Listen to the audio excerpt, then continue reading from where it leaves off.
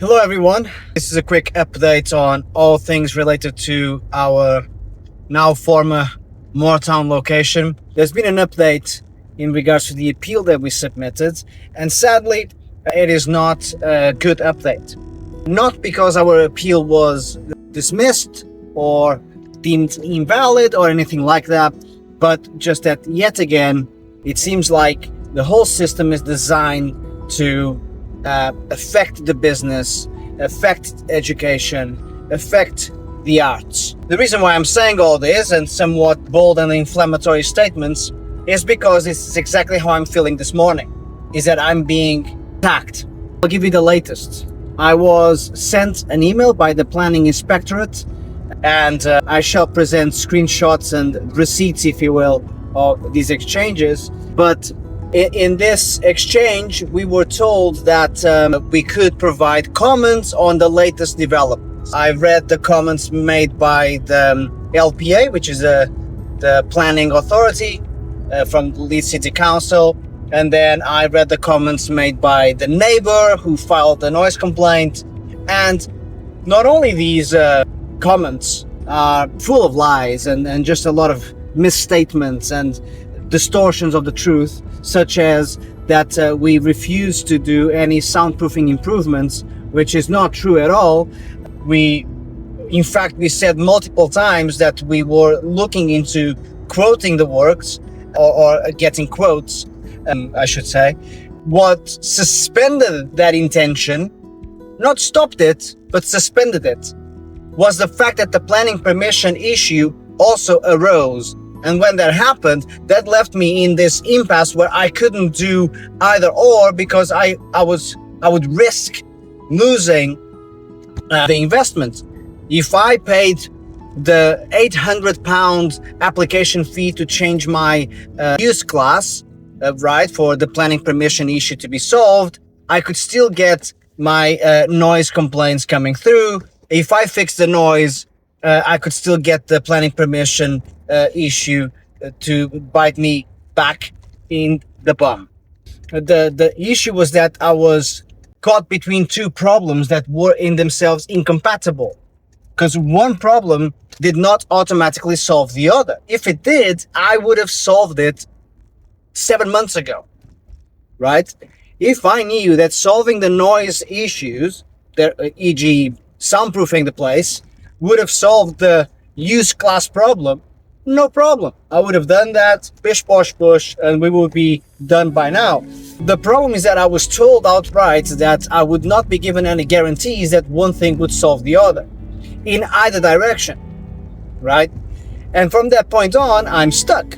I'm at that point discussing with the authorities the planning permission issue, because this was the issue that screamed at me as most problematic as far as the claim they were making goes, right?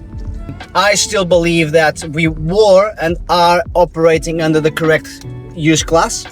I still believe this to be the case. There is no reason, there's nothing in the law that suggests otherwise.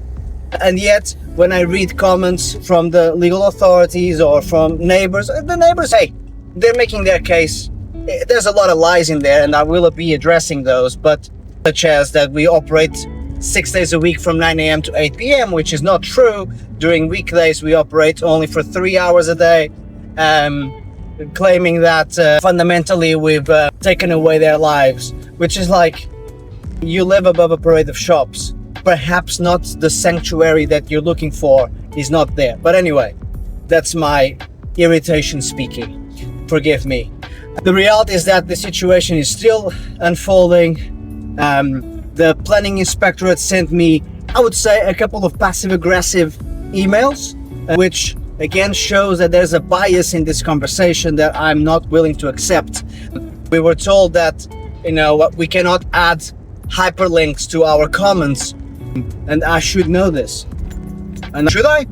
Why should I know this? I'm adding hyperlinks to the comments because I'm connecting or linking to case studies that explain my point of view and my belief. This is in regards to the use class, right? Then we were told that if we're going to use AI, we need to disclose this. Well, the document I sent literally had the ChatGPT logo above it, and they respond, that's not enough. Again, they claim that the documentation is clear on this. I read the documentation, which was only sent to me after they told me my comments were invalid because of hyperlinks.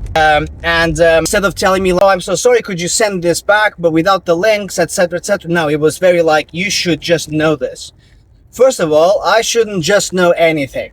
That's like me welcoming a student into music lab and talk to them very abruptly saying, you should just be able to play music. Excuse me? This is not my job. Okay?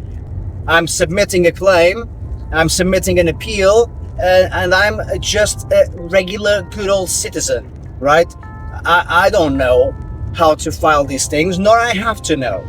It is their duty of care to actually provide guidance besides sending me, irony of the ironies, a hyperlink to how to file these things. Which again, when I actually read the hyperlink and the documents, there was no mention of how to use AI anyway.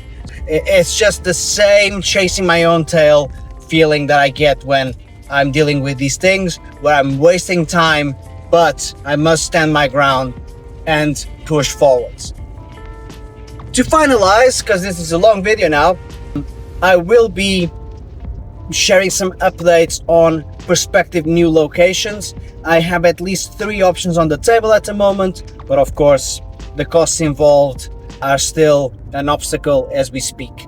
We will overcome those, but for the time being, things are as they are. We will continue to teach you guys. We will continue to fight for this mission. We will continue to push forwards, keep sharing the crowdfunding campaign, and I'll keep doing my thing over here. Let's go.